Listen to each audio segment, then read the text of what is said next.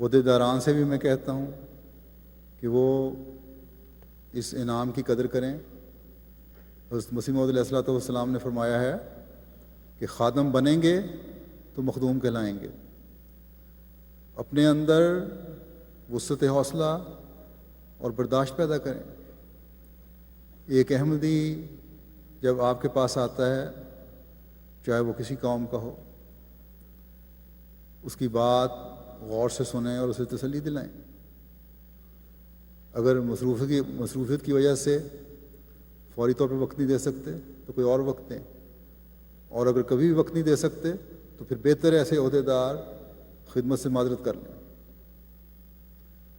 میں خود باوجود مختلف قسم کی مصروفیات کے، کاموں کی زیادتی کے، وقت نکال کر صرف اس لیے ذاتی طور پر بعض بڑی ہوئی رنجشوں کو، جن کے مسائل ہوتے ہیں، سن لیتا ہوں اور حل کرنے کی کوشش کرتا ہوں، تاکہ ان میں کسی طرح آپس میں محبت اور پیار پیدا ہو، وہ حسین معاشرہ قائم ہو جس کی قائم کرنے کے لیے حضرت مسیح موعود علیہ الصلوۃ والسلام آئے تھے۔ لیکن اگر عہدیداران سننے کا حوصلہ رکھنے والے ہوں تو میرا خیال ہے کہ ان معاملات میں میرا یہ کام آدھا ہو سکتا ہے۔